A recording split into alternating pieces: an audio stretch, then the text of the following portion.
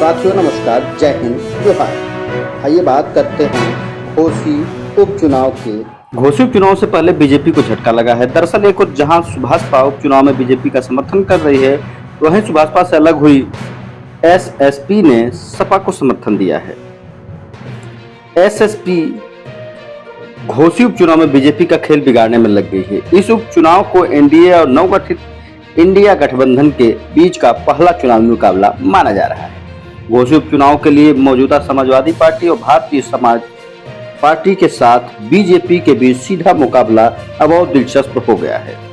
राजभर समुदाय पर प्रभाव का दावा करने वाले सुभाषपा के अलग समूह ने इस समाजवादी पार्टी उम्मीदवार सुधाकर सिंह को समर्थन देने की घोषणा कर दी है। सुहेलदेव स्वाभिमान पार्टी बीजेपी की सहयोगी सुहेलदेव भारतीय समाज पार्टी से अलग हुआ समूह है और दोनों ही राजभर वोटों के संरक्षक होने का दावा करते हैं।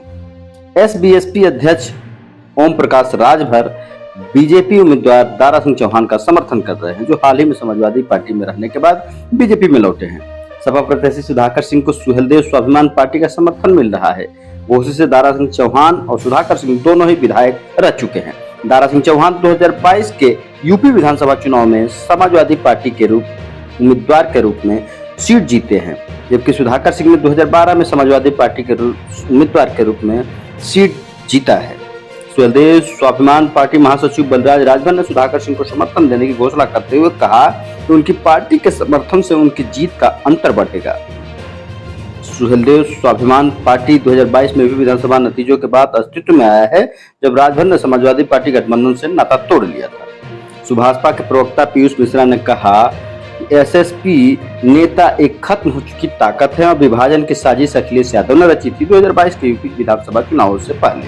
दारा सिंह चौहान और सुभाषपा का इतिहास एक जैसा रहा है।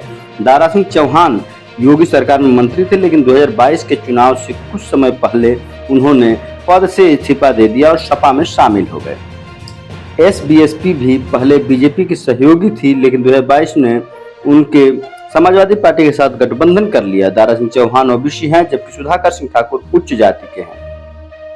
अपने वफादार सुधाकर सिंह को मैदान में उतारकर अखिलेश यादव ने घोसी उपचुनाव में उच्च जाति प्लस पीडीए फार्मूले को आजमाने का प्रयास किया है।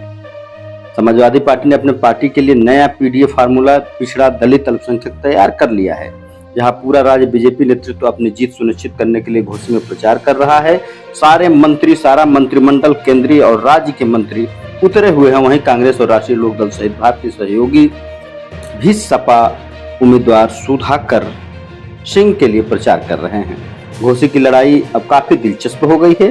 राजभर केंद्रित पार्टी के दो गुटों, दो उम्मीदवारों के पीछे अपना पूरा जोर लगा रहे हैं। फिलहाल बसपा उपचुनाव नहीं लड़ रही है, वहीं 5 सितंबर को मतदान होगा और वोटों की गिनती 8 सितंबर को होगी। धन्यवाद।